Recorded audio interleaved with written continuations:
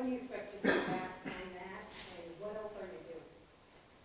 Well, my understanding, there's a hearing at 4 o'clock to talk about timing of when the court will take it up, so I don't have an answer on on where the AG is, but we can get more information from the Attorney General. Next steps are doing everything we can to delay, pause, redirect, have a different outcome. I'm dissatisfied that there has been no real conversation with the Trump administration.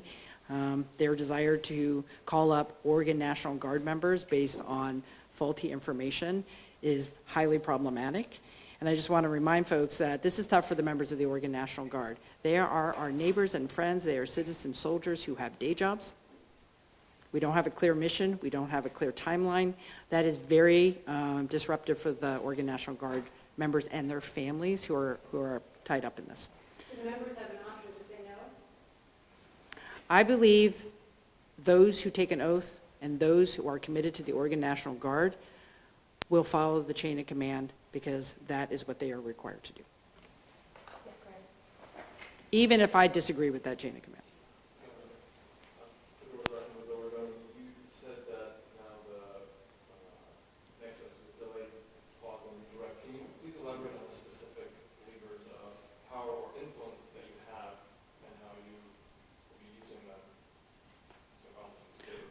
Well, certainly the Attorney General is addressing legal measures to suspend and have a court decide if this is a lawful action by the Trump administration. So I'm supporting fully the tack that he is taking there. I'm continuing to do what we can to communicate with the Trump administration's like, you know, here's what happened. Here's what's happening. There were arrests last night. Portland police had significant units out at the ICE facility last night. They are managing the situation in Portland. We are both maintaining the ability for people to exercise their free speech rights, but also protecting the folks on the ground there. And so, as I have told the president, this situation is not an insurrection, does not require military intervention. This is a local law enforcement issue, and it is being handled. Time for one more question. Anybody hasn't had one? Anastasia, you got it. Anastasia.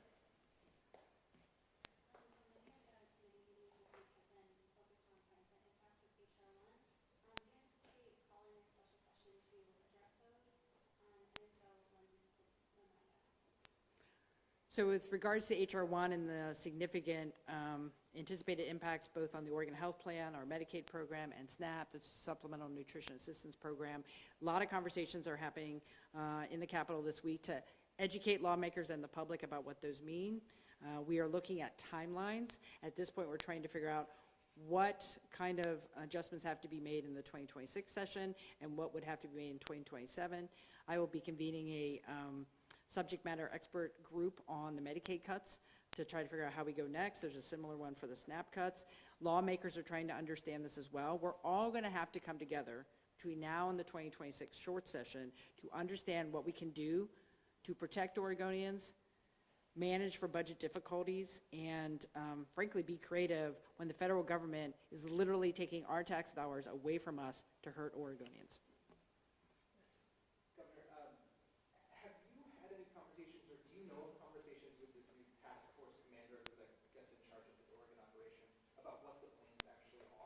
What do you know about how these 200 troops are going to be selected? Like, I'm just not sure how you pick from the whole pool and decide who the 200 are.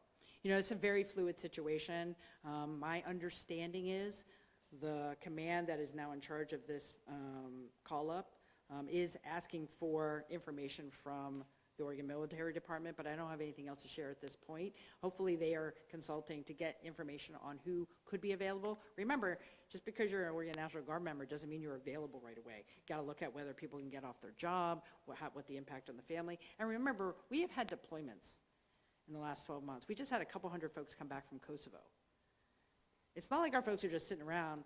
They need to get back to work into their home lives. And so I hope we are going to get that kind of cooperation for that selection of the members that they're looking to call up. But I don't have any specific detail to that. No conversations on your end with this commander about?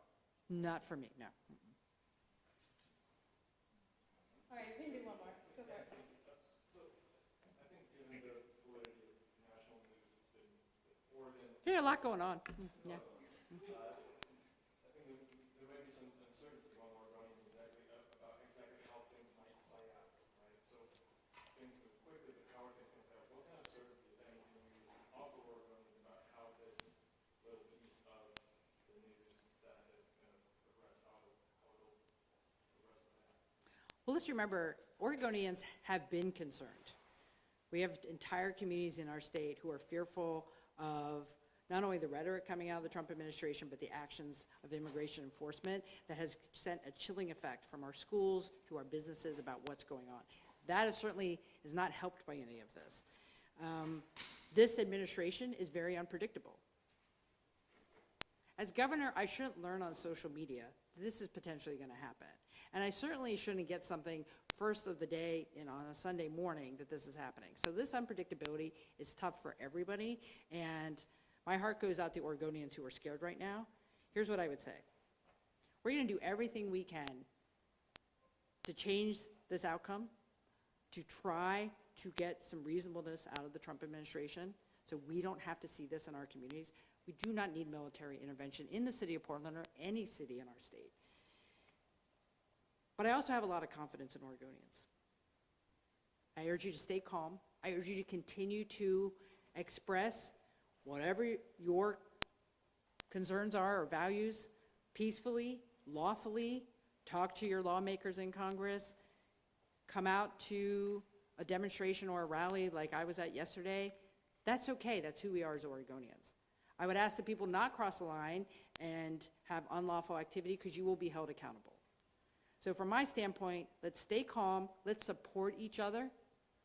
Let's say to each other, we as Oregonians support each other, even though we have a lot of chaos and unpredictability that we don't deserve. And as your governor, I'm going to stand with you. We're going to figure this out together. And as much information as I can share on a regular basis, on a daily basis, I will. So thank you.